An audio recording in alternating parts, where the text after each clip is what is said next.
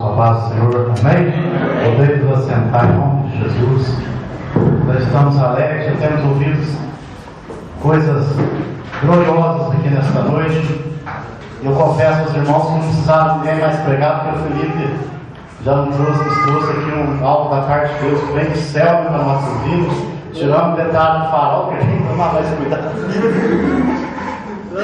Mas maravilha, louvado seja Deus, continua abençoando nosso irmão Felipe. E é isso mesmo, nós não perdemos nada quando aonde nós estamos, nós glorificamos o nosso Deus. Deus gosta disso, porque às vezes tem pessoas que só glorificam a Deus quando as coisas vão bem. A nossa vida ela não é constantemente bem. Quem falar isso é mentira, porque a Bíblia ela nos prova isso. Nós não só vivemos momentos difíceis, mas nós temos momentos que é como o mar. Às vezes a onda está mais alta, às vezes mais baixa, às vezes ela está plana. Às vezes a nossa vida é assim. Só que o importante é quem está conosco. Se Deus estiver conosco a todos os momentos, nós temos motivo de sobra para glorificar a Ele. E para a igreja, de minha parte, eu já quero deixar o Salmo 23 para todos nós, onde o salmista ele faz oração dizendo que o Senhor é meu pastor e nada me faltará. Deitar-me faz viver dos pastos. Guia-me mansamente a águas tranquilas. Refrigera minha alma, guia-me pelas veredas da justiça, por amor do seu nome. Ainda que eu andasse pelo vale da sombra da morte, não temeria mal algum, porque tu estás comigo, a tua vara e teu cajado me consolam. Prepares uma mesa perante mim, na presença de meus inimigos.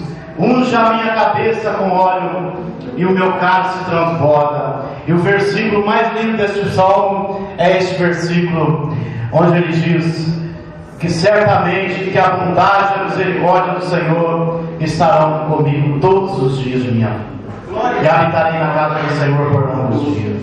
Aleluia. Amém. Este salmo quer deixar para cada criança, para cada um de nós, porque Deus ele é maravilhoso em nossa vida. Evangelho de nosso Senhor segundo escreveu São João, capítulo número 16. Vamos ler aqui apenas um versículo para que nós venhamos a findar este culto. Que o Senhor continue falando conosco como Ele já tem falado, como Ele já tem nos abençoado. E nós estamos alegres porque aqui em nossa casa, no nosso trabalho, este Deus maravilhoso Ele está conosco. Ele é quem nos livra do mal e nos faz prosperar por esta terra fora.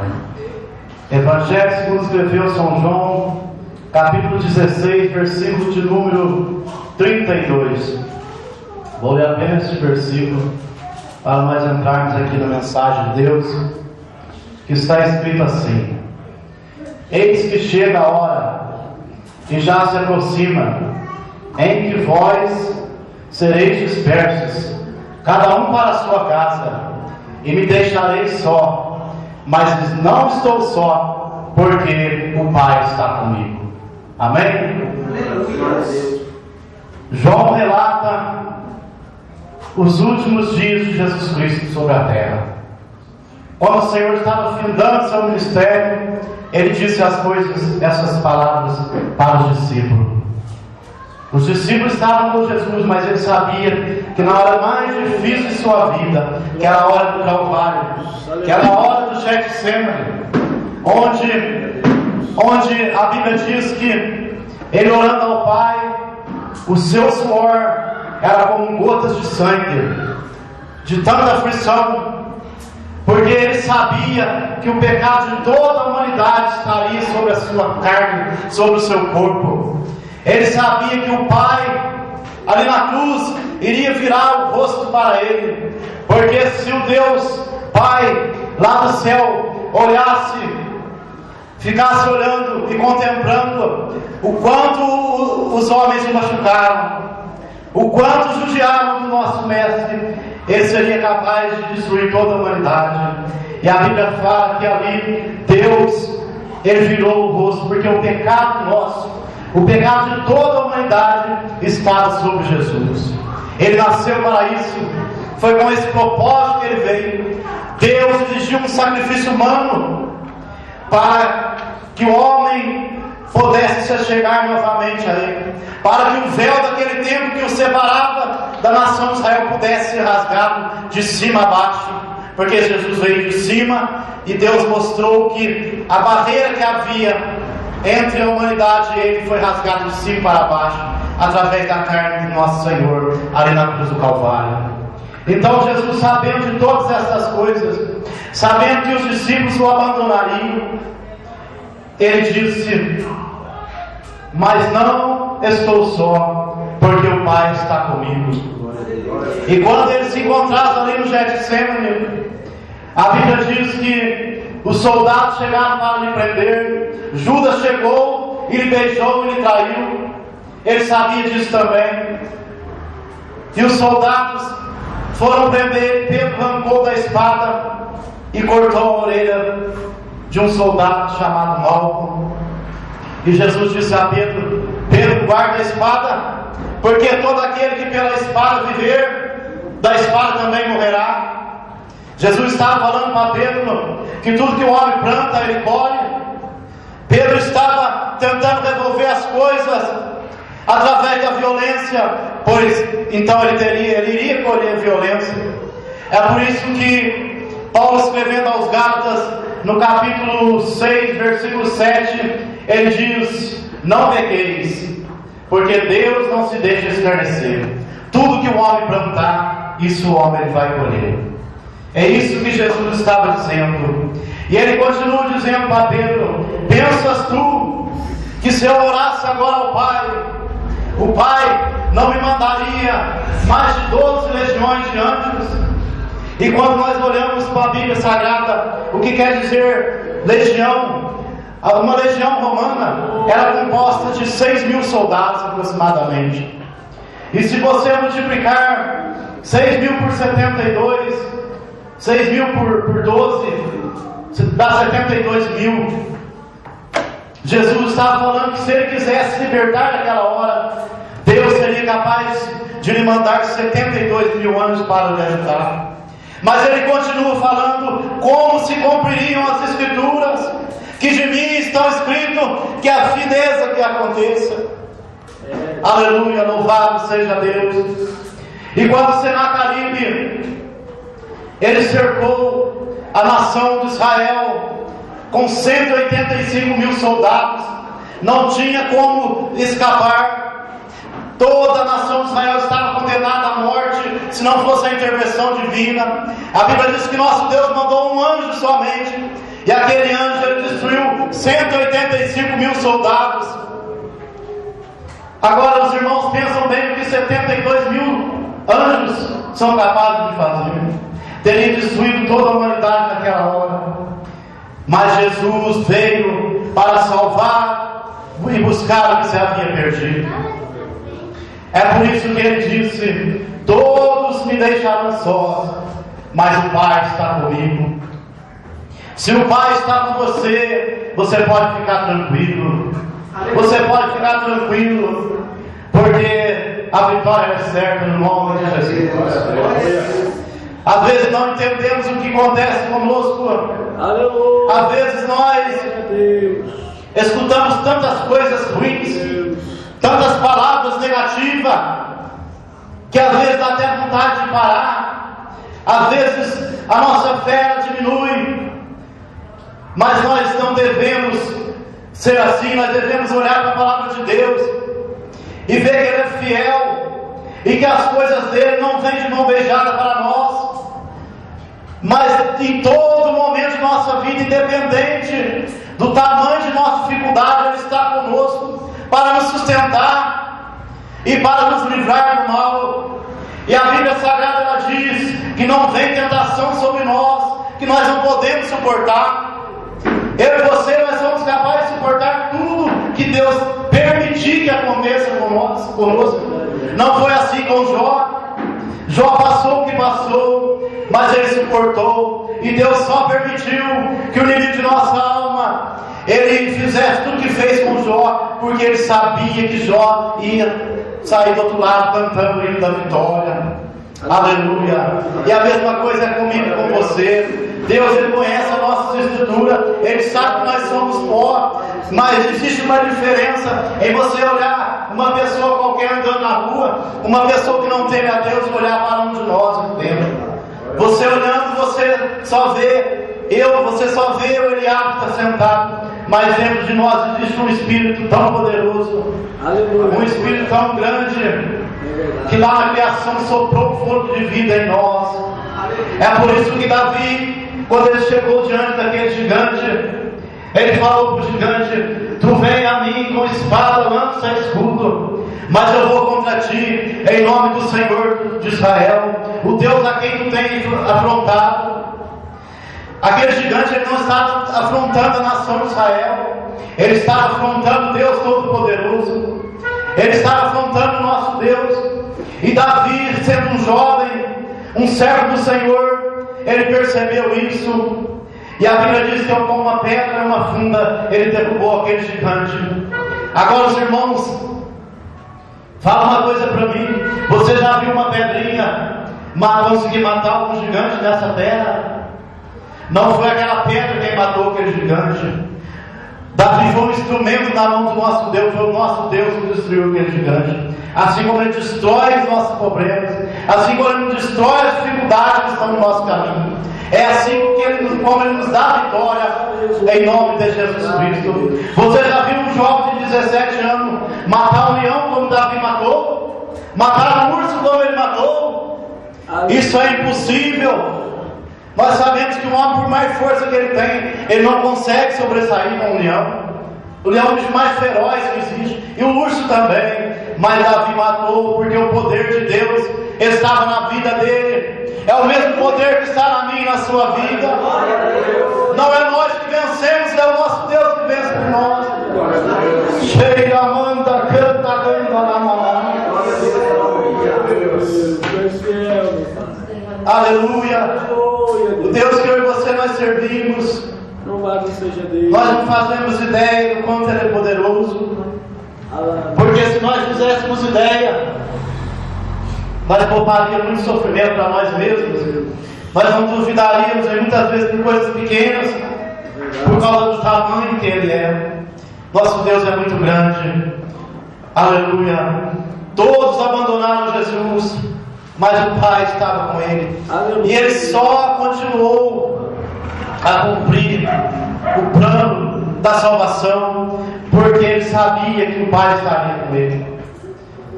E assim foi com Davi. Davi ele só lutou com aquele gigante, ele só conseguiu matar o urso e o leão porque o Pai estava com ele.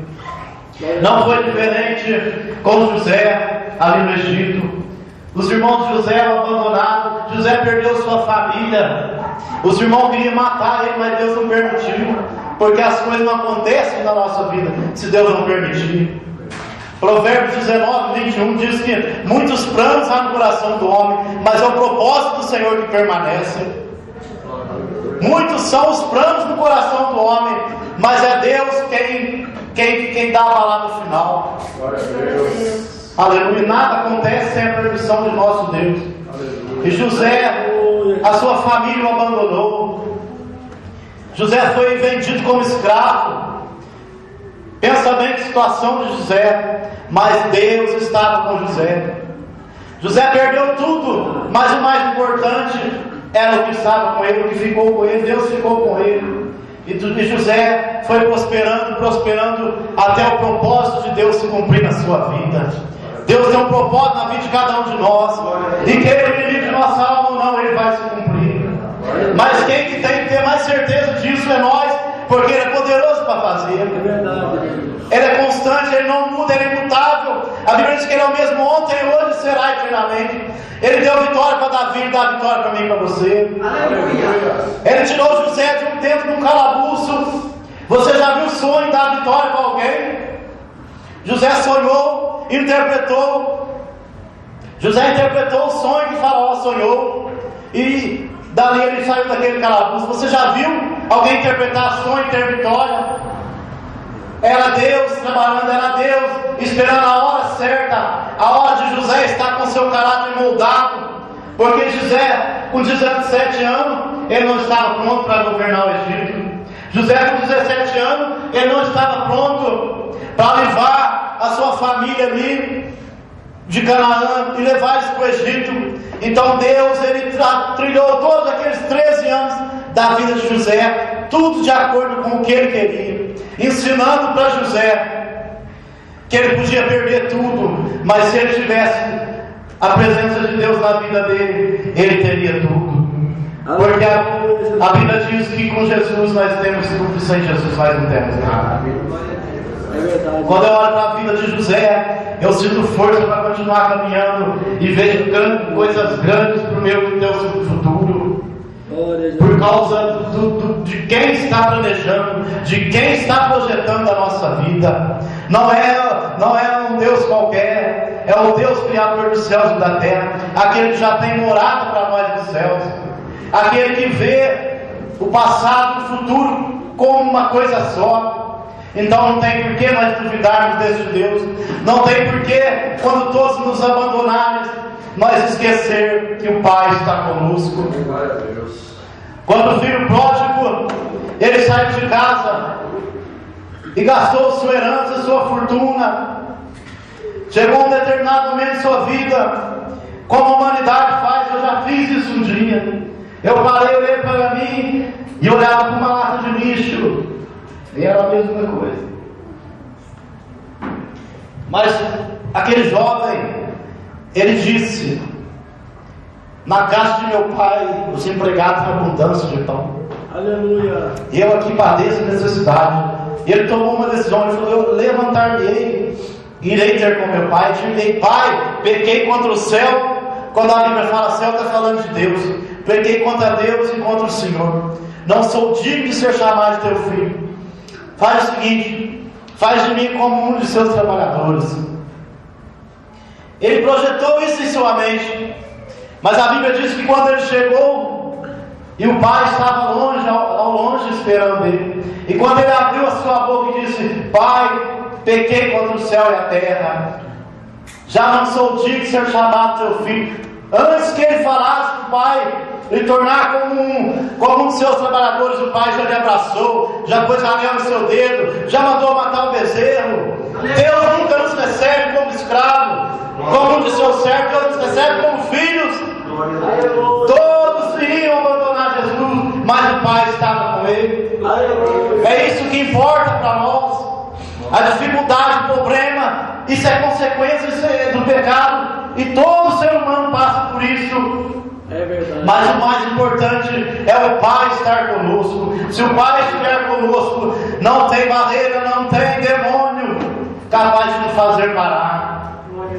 A Bíblia diz que as portas do inferno, elas não prevalecerão contra a igreja de Jesus. Quando Paulo e Silas estavam naquela prisão, depois de pregar o Evangelho, e só para aproveitar aqui o gancho, as dificuldades, geralmente elas vêm sem que você, às vezes você busque ela.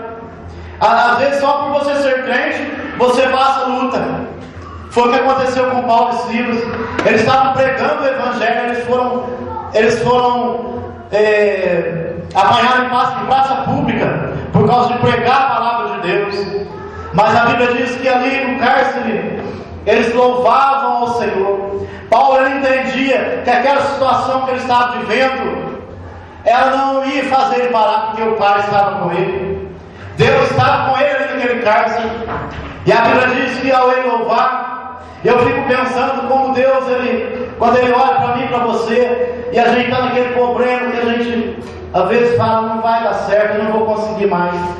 E mais a gente louva Ele, a gente exalta o nome dEle, a gente fala: Senhor, eu não consigo, mas a minha confiança está em Ti. Eu já li tanta coisa na Bíblia que o Senhor já fez, o Senhor pode me dar a vitória. Eu fico imaginando como que Deus se alegra, e é a hora que Ele me dá a vitória, é essa hora. Porque murmurar é muito fácil, reclamar da vida é muito fácil. Às vezes nós trabalhamos com pessoas que não pertencem ao reino de Deus, e as pessoas reclamam tanto, falam tanta bobeira, tantas palavras ruins, tantas coisas que nos desagradam. E você pensa bem, se nós formos como eles, que glória nós teremos. Mas quando nós nos calamos, quando nós pensamos para falar, pensamos para tomar atitude segundo a vontade de Deus, Deus ele se alegra, e Ele quebra as correntes, e Ele faz o verso tremer na nossa vida também. Foi o que Ele fez com Paulo e Silas ali naquela prisão. A hora mais difícil da vida de Jesus Cristo, a hora mais difícil da vida de José, Paulo, Silas, Daniel na cova dos leões. Você já viu alguém ser jogado numa cova cheia de leões famintos? Essas pessoas que tinham esse tipo de condenação para os criminosos, eles deixavam os leões vários dias sem comer. Você já viu pessoas ter livramento diante de uma situação dessa? Mas o Pai estava com Daniel. Deus estava com Daniel naquela cova. E Daniel saiu dali sem um arranhão. Assim é o meu e o seu problema. Assim é a minha e a sua vida. Eu não sei quantos anos que você ainda vai viver, mas uma coisa eu sei: o Pai sempre vai estar com você. Nunca duvide isso. Nunca deixe ninguém soprar as coisas ao seu ouvido. E ainda que soprem, não deixe isso cair no seu coração, porque o Pai está comigo, está com você. A Bíblia diz que quando o rei, ao amanhecer, ele chegou diante daquela cova e mandou que tirasse a pedra. Ele gritou: Daniel, servo do Deus Altíssimo, é possível que você esteja aí? É possível que teu Deus te deu livramento? E Daniel gritou: vive para sempre.